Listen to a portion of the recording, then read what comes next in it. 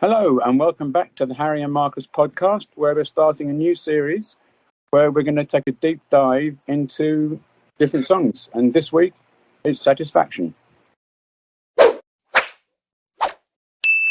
Satisfaction. My notes here say that, my friend here, rather, Wikipedia, says that Keith Richards wrote it in his sleep. He recorded a rough version on a Philips cassette player. And then when he woke up, he had 2 minutes of the acoustic guitar before he dropped off, and you can hear him snoring for 40 minutes.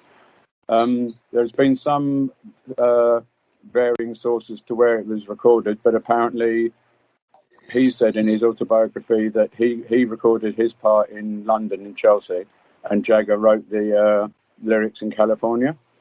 The other thing it says here, which is interesting, is that he used the brand new Maestro Fuzzbox, which actually boosted the sales of the Fuzzbox so much that the entire stock was sold out by the end of 1965. But that classic riff wasn't meant to be on this next song. He wanted horns on the song, and that was only there to say where the horns were going to be. But he was outvoted by the rest of the band and the manager, and it ended up with that being the eventual version. And the only other thing about it says here is that they recorded it once, then they were on American TV with it, weren't satisfied with it, so went back into the studio in America and re-recorded the version we all know and love. Now it's over to you.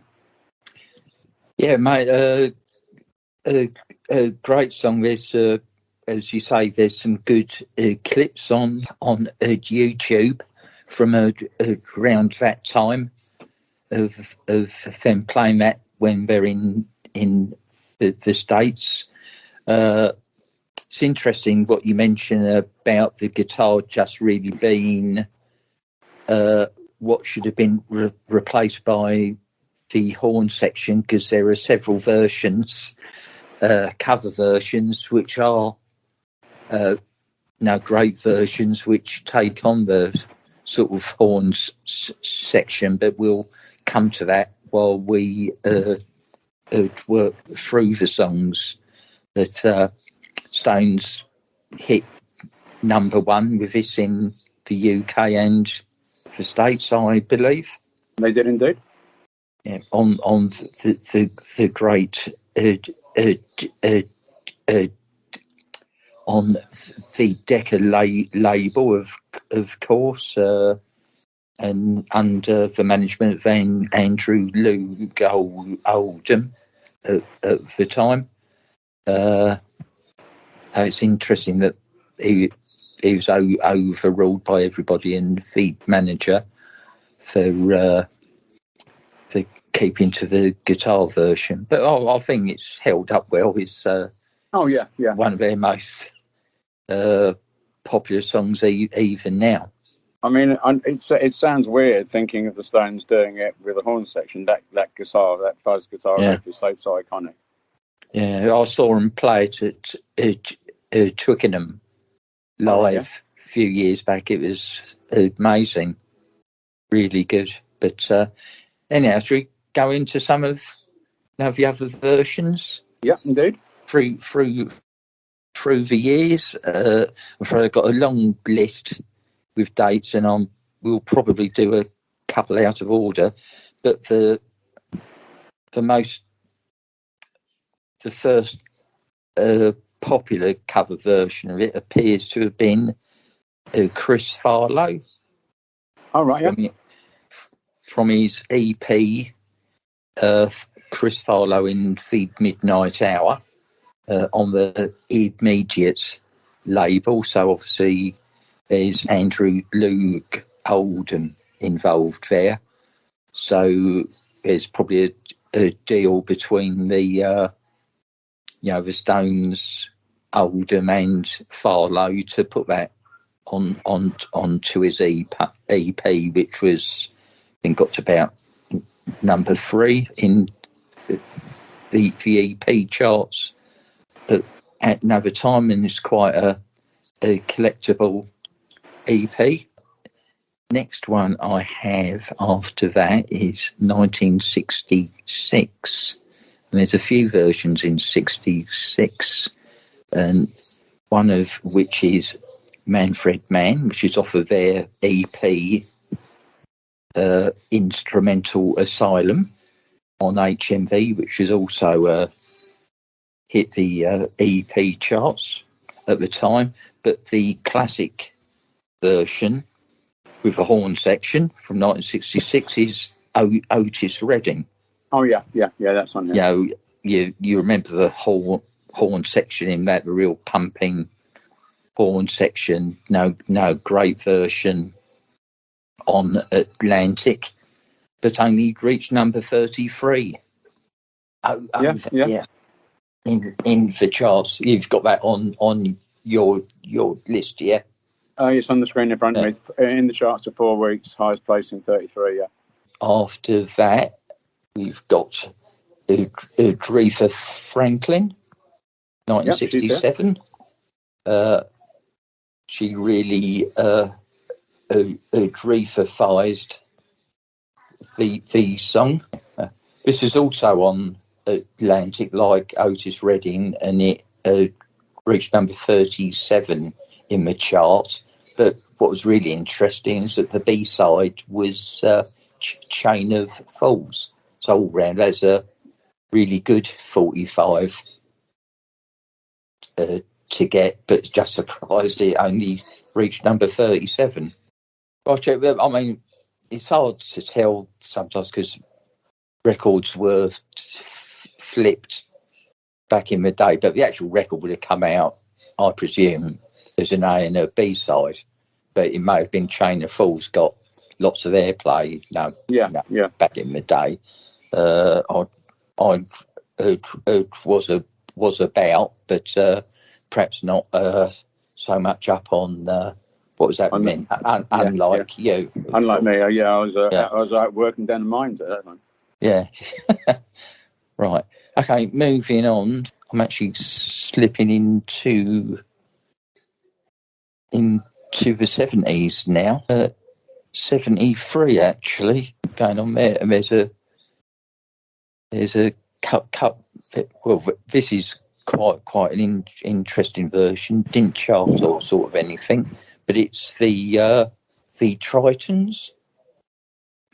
You've heard? All right. I've heard of the name of the band, but I don't know the song. Yeah, well, it wasn't a hit, and it was on the Barclay label. But then I found it and listened to it, and the interesting thing is this is the version that Jonathan King covered as Bubble Rock. It's a slow acoustic sort of blasé version of Satisfaction. So it's if you've not heard it, and if you're doing a playlist of these versions, so I don't know if I'd want to listen through a whole playlist of versions of Satisfaction, but you should put the Tritons on there for people to listen to. Okay. Right, moving on then. I'm going up to when was Bubble Rock was January, it was 74. Got to number 29. 74, yeah? Okay. Yeah. I did. Oh, yeah, it came out. It was issued in, I've got 73 because it was issued. I apologise for that noise in the background. That was telling me that something's ending on eBay soon. Sorry. Oh, right. Oh, important. I've got 73 down here for Bubble Rock, but it would have entered the chart in it's right at the beginning, 26th of January. 74. Yeah, because I'm doing this on the actual release date, so that would have hardly hurtled into a chart. That explains that. So he did a cover version fairly quickly after that. So on my list, then I've got 75, and there's a version by the Trogs, Reg Presley in fine voice. Yeah. On the Penny Farthing label. All right, I've got a great version from 1976, which is Eddie and the Hot Rods. Oh, right, EP. Yeah, I remember now. Yeah. Yeah. I was picking up. Forgotten about that. Live at Big Marquee, Yeah, which it's a great EP.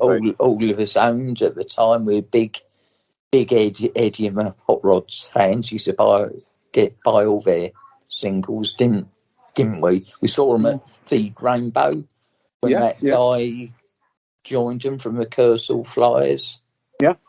They moved to 2 guitars rather than the 1 guitar, and that was the beginning of the end for them. So anyway, that's 76, and there's a few versions in 1978. We had that one I found, and I played. I think that's 78. What Helen Davis, which was sort of the Euro version. There's lots of on the Carrera label. So you had Light My Fire, Knock on Wood. Knock on Wood, yeah. That's a good disco, but there were lots of those at the time, and this was their version of that, which bombed without a trace. But also in 78, there were 2 slightly different versions. There was Devo, which is for a long time was my one of my favourite songs. Their version. So I just had the other one in. It's similar from the States. The Residents. Oh right. Did a version of Satisfaction, which was a bit weirder. Oh yeah.